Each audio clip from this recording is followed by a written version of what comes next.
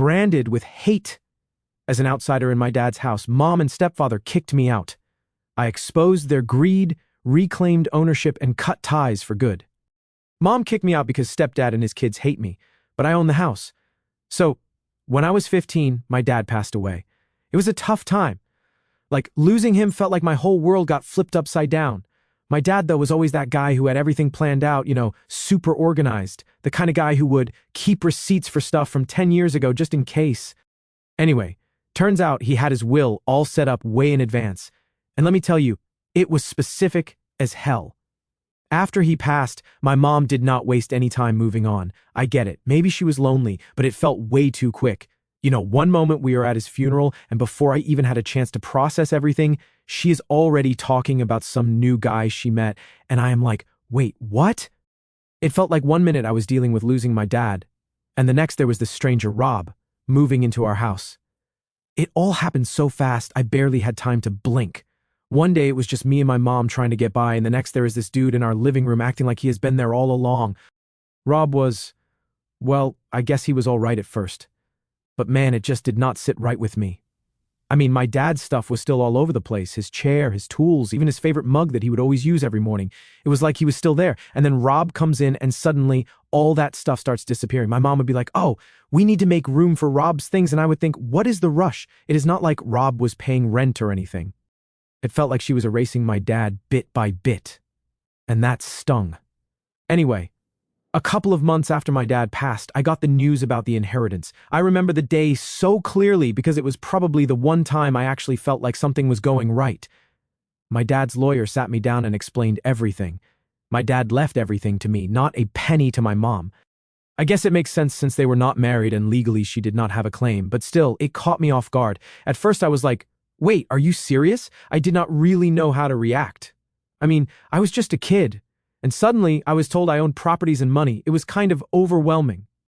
My mom, though, oh, she was pissed. She tried to act all supportive, but I could see it in her eyes. She was not expecting that. She probably assumed she would get at least something, but nope, it was all mine. And because of the way my dad set up the will, there was no way she could challenge it. The guy was thorough. He made sure everything was locked down so tight that even if she tried, she would lose. At first, she tried to play nice, like, hey, I am so happy for you, sweetheart. Your dad really loved you. But it was not long before she started pushing. She kept bringing up how it would be nice if I shared some of it with her, as a gesture of goodwill or whatever. It was always framed like it was my choice, but the way she said it, it felt more like pressure. And then one day, she comes up with this plan. She asked me if I would consider transferring one of the properties to her. I remember standing there just kind of staring at her like, is she for real? She went on saying how it would make things easier with Rob if he felt more secure, like he was really part of the family. She wanted to show him that he was welcome by putting the property in her name. In her head, this was all about making him feel comfortable so they could have a future together. But to me, it felt like she was choosing him over me. I mean, I was 15, I just lost my dad, I was still trying to figure out how to get through each day, and here she was, basically asking me to give up a piece of my dad's legacy to make her new boyfriend happy. It was like she did not even think about how it might feel for me, her own kid. I told her I could not, even if I wanted to. My dad's will was set up so that I could not touch any of it until I was 21. The look on her face when I said that, man, I do not think I will ever forget it. She tried to hide it, but she was mad. I think she knew deep down that she could not change anything, but it did not stop her from trying. She would bring it up every once in a while, just testing the waters, like, are you sure you cannot transfer it? Not even one property? And every time I had to remind her that there was literally nothing I could do. It was not my choice. It was how my dad set things up.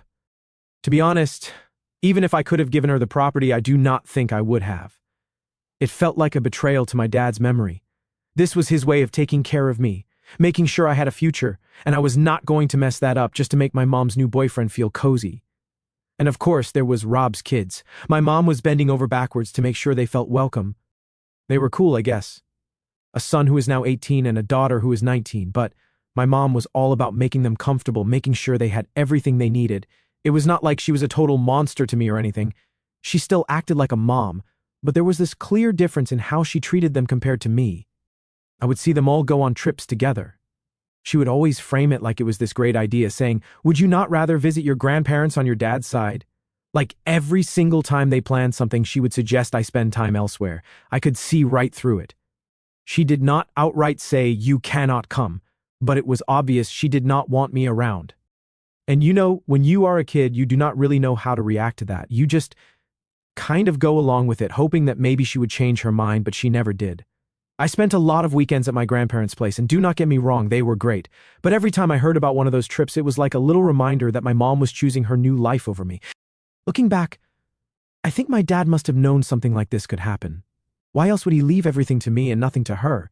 Maybe he saw how things were going between them, or maybe he just wanted to make sure I would be okay if anything ever happened to him. Either way, I am grateful he did, but at the same time, it made things with my mom really complicated. I felt like I was stuck in the middle, having to protect what my dad left me while also dealing with my mom and her new family. That is pretty much how things went for a while. Rob settled in more and more, and my mom made sure his kids felt like they were at home. And me? Well, I kept my distance and just tried to keep the peace, but it was not easy. I was only 15, trying to make sense of everything, and all I knew was that things were never going back to how they used to be. So by the time I turned 17, things had gone from awkward to full-blown tense between me and Rob. I mean, I tried to stay out of his way at first, like he was my mom's boyfriend, whatever. I did not really care about him. But he started acting like he was the man of the house, and that is when things went south. It was my dad's house, right? And here he was moving his stuff in, giving me attitude, and trying to tell me what I could or could not do. It was not even subtle. He would say stuff like, "You need to show more respect around here," or "It is time you learn some discipline." I just sat there thinking, who does this guy think he is? Like, he is not my dad, and he sure as hell does not get to act like he owns the place. So I pushed back. Every time he tried to lay down some rule or act like he had a say, I would remind him that the house was not his. I even came up with this nickname, John Conroy, which honestly made no sense, but it bugged him, and that was enough for me. Every time he tried to tell me what to do, I would be like, "All right, John Conroy, whatever you say." And man, did that get under his skin. Things started getting pretty heated between us. It was like this silent war. He would make these comments, and I would snap back. My mom, of course, was always trying to play peacemaker. She would say, "Oh, you two just need time to get used to each other," or "Rob is only trying to help you grow up." But I knew it was not about that. It was about control. Rob wanted to be the boss, and I was not about to let that happen. And the thing is, my mom started taking his side more and more. She would get upset with me for disrespecting him. She even started saying stuff like, "You need to understand that Rob is a part of our family now, our family," as if we had all agreed on that or something. I would tell her, "This is not his house. It is Dad's, and he is not going to just waltz in and act like it is his." But she never listened. She just kept telling me to get along and try harder. One day, things really blew up. Rob had been acting all tough, talking about how I needed to pull my weight around the house, and yeah, that pissed me off. I told him straight up, "You are not my dad, and this is not your house." He started getting all red-faced, and my mom came rushing in trying to calm things down. She was like, "Why do you always have to fight with him? Why cannot you just respect him?" And I was like, "Why should I? He does not respect me, and he does not respect that this was Dad's house." That argument was kind of the last straw. Rob stormed off, and my mom just stood there looking tired and frustrated. She said something like, "This is not working. We cannot keep fighting like this." And that is when she dropped the bomb on me. She told me I needed to leave. I could not believe it. I stood there waiting for her to take it back or say she was just upset and did not mean it, but she did not. She looked me in the eye and said, "I think it is best if you find somewhere else to stay for a while."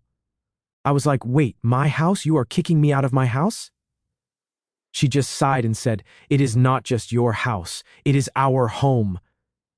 And Rob and his kids deserve to feel comfortable here too." I felt this wave of anger and hurt hit me all at once. She was choosing them over me. It was not even a question anymore. She kept going, saying, "I'm doing this for your own good, so you can have some space and cool down." But I knew it was not about me cooling down. It was about making things easier for her and Rob. She thought if I was not around, they would have their perfect little family and everything would be fine. I left the room, slamming the door behind me. I was so mad I could barely think straight. I did not even know what to do next. I mean, I was 17. I did not have a job that paid enough to get my own place, and all my stuff was in my house. I went up to my room and started packing up my things, just throwing stuff into bags. I did not know where I was going, but I knew I could not stay there anymore. Thankfully, my grandparents stepped in. They had always been there for me, even when my mom was not. They offered me a place to stay, and I grabbed onto that offer like a lifeline. My grandpa picked me up that evening, and I remember just sitting in the car, staring out the window, feeling numb. It was like everything had crumbled in one day. My own mom was kicking me out of the house my dad had left me. When I moved into my grandparents' place, it felt safe. They were amazing, and they never made me feel like I was a burden. My grandpa especially tried to make me feel better. He said, "You are always welcome here, kiddo. Do not let anyone make you think otherwise." And honestly, I needed to hear that. After everything with my mom, it felt good to know someone had my back. But my mom, she would still come over to visit sometimes, acting like everything was fine. She would say things like, "I love you. You know that, right? And I'm just trying to make sure everything stays peaceful." It was like she was trying to make herself feel better about what she had done. I remember one time she brought over a bunch of my old things, saying she thought I would want them at my grandparents' place, and I just stared at her thinking, "You want to act like this is normal? But it is not." She would talk about how she was just doing what was best for everyone, how Rob needed space to feel at home, and how I would understand one day. I just nodded along, but inside I felt like she was justifying her own choices. She would say stuff like, "You will always have a home with us when you are ready." And it took everything in me not to tell her that it was not my home anymore. It was Rob's. It was hard to see her and not feel angry. She was the one person who was supposed to be on my side, and she was not. She was choosing some guy she had known for barely a couple of years over me, her own son. And she acted like it was all for my benefit, like kicking me out was somehow her way of helping me grow up. After a while, I just stopped engaging with her visits. I would be polite, but I would not let her excuses get to me anymore. I focused on my school, my friends, and my grandparents. They became my real family during that time. My grandma would always tell me, "You have got us, and you are going to be okay." And even though I still felt angry and hurt, having them around made things a little easier. I guess deep down, I started to understand that my mom was never going to be the parent I needed her to be. She was too focused on building this new life with Rob and his kids. And me? I was just a reminder of the old life she was trying to move past. So I started moving past it too. I figured if she could pick Rob over me, then I could choose to focus on myself instead. At the end of the day, I knew I had my grandparents' support, and that was enough. I learned to stand on my own 2 feet, even if it meant not having my mom there. And honestly, that was probably the best lesson I could have learned back then, relying on myself and knowing when to walk away, even from people who are supposed to care. When I finally finished college, I knew it was time to take a closer look at the properties my dad left me. The whole time I was with my grandparents, I kept reminding myself that these properties were my shot at building something for myself. My dad, he had planned everything so that I would have a future, even without him around, and I was not going to let that go to waste. One of the places my dad left me was the house my mom and Rob were living in. Yeah, the same one where I used to live before everything went down. It was a good house, solid structure, nice neighborhood, perfect for renting out if I ever got the chance. So, with my degree in hand and the idea of maybe going for a master's on the horizon, I thought, why not renovate it and rent it out? I mean, extra income would not hurt, especially if I was planning on going back to school. I knew I had to break the news to my mom at some point, and I did not expect it to go well, but it had to be done. I showed up at the house one day, ready to have the conversation. The plan was simple. I would tell her about my intention to renovate and give them a reasonable time frame to figure out their next steps. It was going to be tough, no doubt, but I figured if I was respectful about it, she might understand. Well, that plan did not even get a chance. When I knocked on the door, no one answered. The house was dead quiet, and their car was not in the driveway. I thought maybe they were just out running errands, so I waited for a bit. But after a while, it was clear they were not coming back anytime soon. I tried calling my mom's cell, left a voicemail, and even sent her a text saying I had stopped by and wanted to talk. No response. So I headed back to my grandparents' place. Later that night, I found out they were on vacation. My grandma mentioned it casually, like, "Oh, your mom and Rob went down to Florida for a few days." I was like, seriously? Here I am trying to have a mature conversation about my property, and they are off on some beach getaway. I mean, I get that people need a break, but a heads up would have been nice.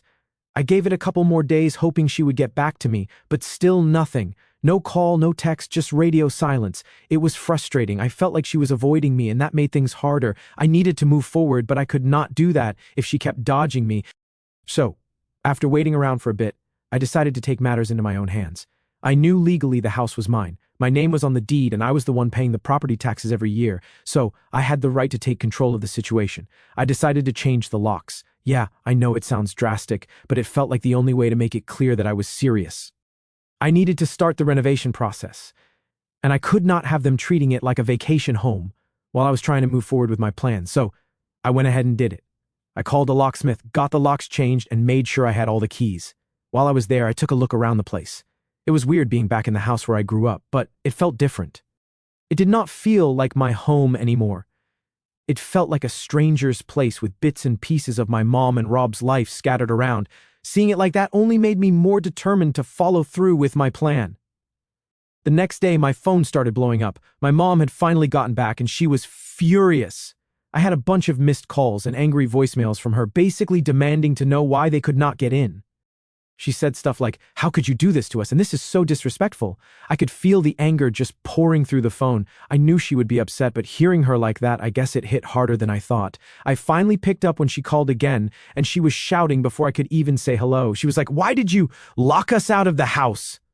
I tried to stay calm and told her that I had been trying to reach her for days to talk about my plans. She did not want to hear it.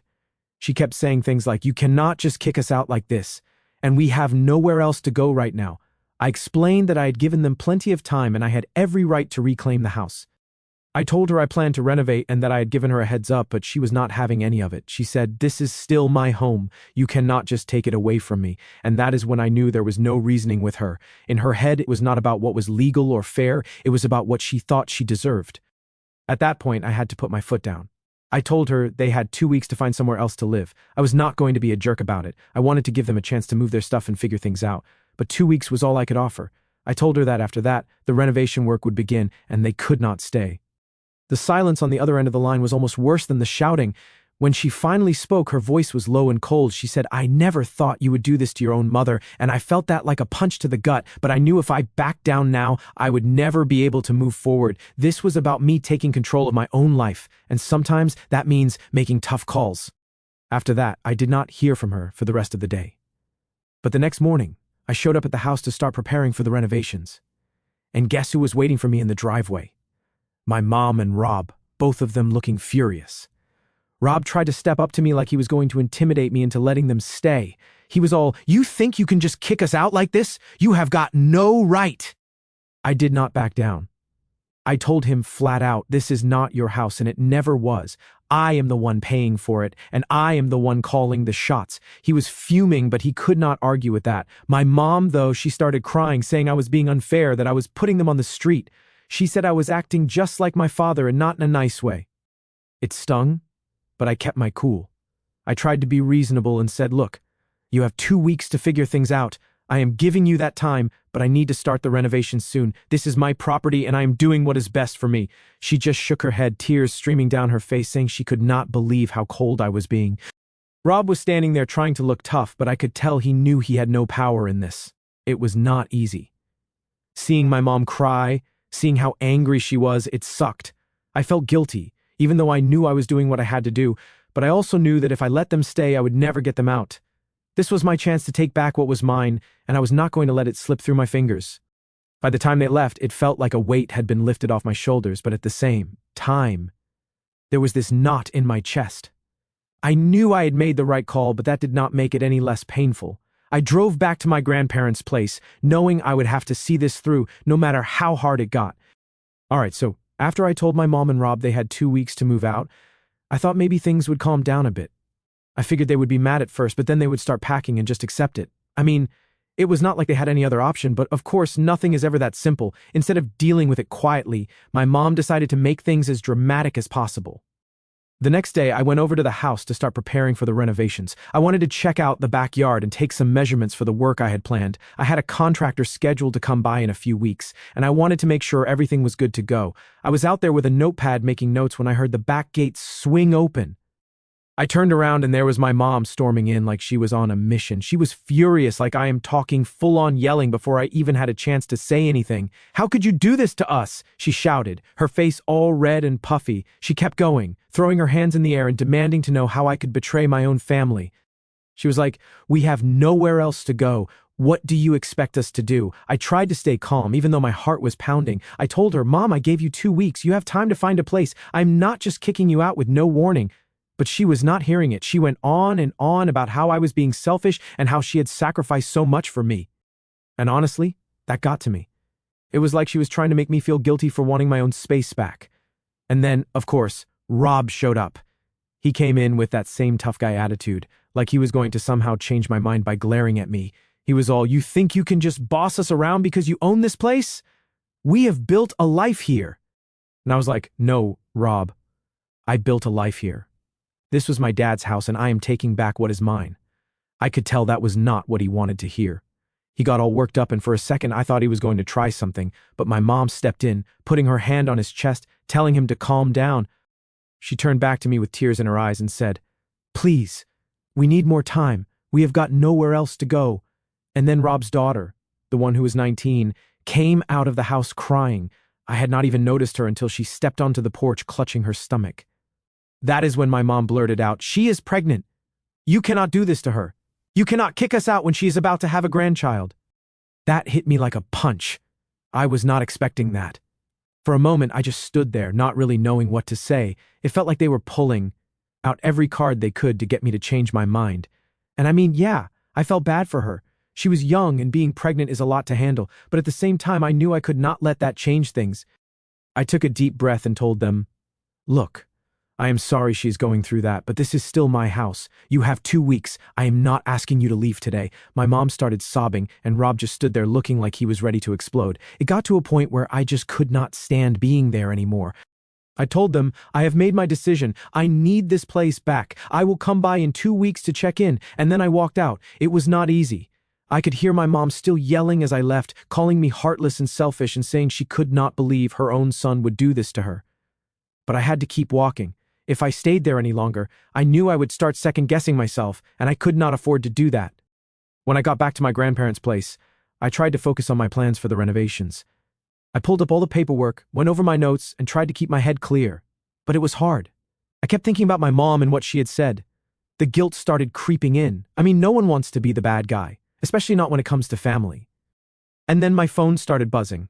It was one of my mom's relatives, an aunt I barely ever talked to. She was all like, "I heard what happened, and I just have to say, I am disappointed in you. Your mom is in a tough spot, and you are making it worse." She kept going on about how I was being cruel and how I needed to help my mom out because that is what family does. It was not just her either. Over the next few days, I started getting calls and texts from other relatives all saying the same thing. They were calling me selfish and saying I should give my mom more time or even just let her stay. They acted like I was some villain in all this, like I was kicking her out for fun or something. No one seemed to get that this was about my future too.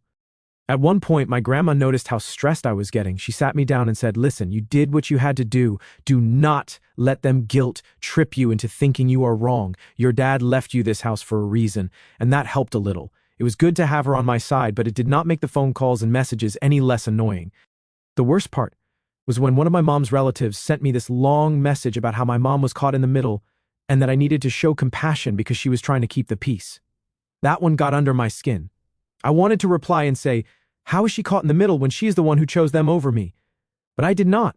I knew getting into it with them would not help. It would just add fuel to the fire. So I started ignoring the calls and messages. I figured if they were so worried about my mom, they could help her out. They could offer her a place to stay or pitch in to find her a new spot, but none of them were doing that. It was easier for them to just blame me. Typical. As the days went by, I focused on my renovation plans. I met with the contractor, went over the details, and set up a timeline. I knew once I got things going, I would have to face my mom and Rob again, and I was not looking forward to it, but I kept reminding myself that this was for me, for my future. I had spent too long letting other people dictate what I could and could not do. It was time I took control, and honestly, despite all the drama, I started feeling a bit better about my decision. Knew deep down that I was doing what my dad would have wanted. He left me these properties so I could have a future, and I was not going to let anyone take that away from me, not even my own mom. By the end of that first week, I had stopped feeling as guilty. I knew I was not the one in the wrong here. I had given them time, and I was being fair. If my mom and Rob wanted to make it harder than it needed to be, that was on them. I just had to stay strong and stick to my plan. By the time the 2 weeks were up, I knew I had to face them again. I spent those days preparing myself, mentally going over what I was going to say when the time came. I mean, part of me hoped they would have found somewhere else by then and would just quietly move out, but I knew that was probably too much to ask for. The way things had been going, I had a feeling they were going to push back, try to make it as difficult as possible. The day I went back to the house, I pulled up to the driveway, and sure enough, there was my mom, Rob, and even a few of their friends and relatives standing around. It was like they were putting on a show or something. My stomach dropped, but I knew I had to stay calm. If I let them see me stressed, they would just use that to push me more. As I walked up, my mom came rushing over, tears streaming down her face. She went straight into this whole emotional speech saying, "I cannot believe you would really do this to us. You are my son. How could you turn your back on me when I need you the most?" It was the kind of thing that, if I had not been so prepared for it, would have really gotten to me. But I had spent days thinking about it, replaying her words in my head. So I just stayed calm. I told her, "Mom, I gave you 2 weeks. That is fair, and you know it. This is my house, and I have every right to take it back." She kept shaking her head, saying I was being unreasonable and that 2 weeks was not enough time, but I knew that was not true. If they had really tried, they could have found something or at least made some progress. It felt like they were just stalling, hoping that if they pushed hard enough I would back down. Then Rob jumped in all fired up like he was ready for a fight. He was like, "This is our home. You cannot just show up and take it from us like this." I could feel the tension rising, but I kept my voice steady and said, "Actually, I can. Legally, it is my property. I have been more than patient and now it is time for you to move out." I could see the anger in his eyes, but he did not have a response to that. He knew I was right. That is when the relatives got involved. One of my mom's cousins stepped forward and started going off about how family is supposed to stick together and how I was acting like a landlord instead of a son. She said stuff like, "Your mom has done so much for you and now you are just abandoning her." It felt like everyone was ganging up on me, trying to make me feel like the worst person in the world. I took a deep breath and told her, "I understand you are trying to help, but this is not your business. My dad left me this house for a reason, and I am doing what I have to do." I could tell that did not go over well because she just scoffed and turned away, muttering something about how I was heartless.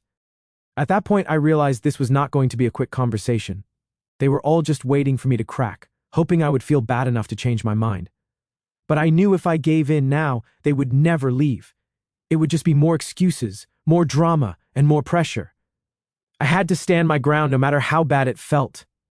My mom started crying even harder, saying things like, "I do not know where we will go. We have no money saved up for this." I had to bite my tongue to stop myself from saying what I was really thinking, which was, "Maybe you should have thought of that before letting this go on for so long," but I knew that would not help. Instead, I just said, "I am sorry, but I need this space back. You have to find another option." She switched tactics then, asking if she could have a little more time. "Just 1 more month," she said, her voice all shaky. "We will definitely find something by then." I almost felt myself wavering for a second, but then I remembered how she had used that same tone before. It was always about getting more time, more leeway, but nothing ever really changed. If I gave her another month, I would be in the exact same spot when that time ran out. So I told her, "I have already given you the time I could. I cannot wait any longer." Rob, of course, started ranting again about how I was kicking them out with nowhere to go, but I just kept repeating myself, "This is my house. I am taking it back," over and over like a broken record because I knew they were trying to wear me down. Then Rob's daughter, the one who is pregnant, came out onto the porch, holding her stomach and looking like she was about to burst into tears. She said, "Please, we do not have anywhere to go. I am about to have a baby. We need a roof over our heads." And man, that one was rough. It is hard not to feel something when you see a scared pregnant teenager begging you for help.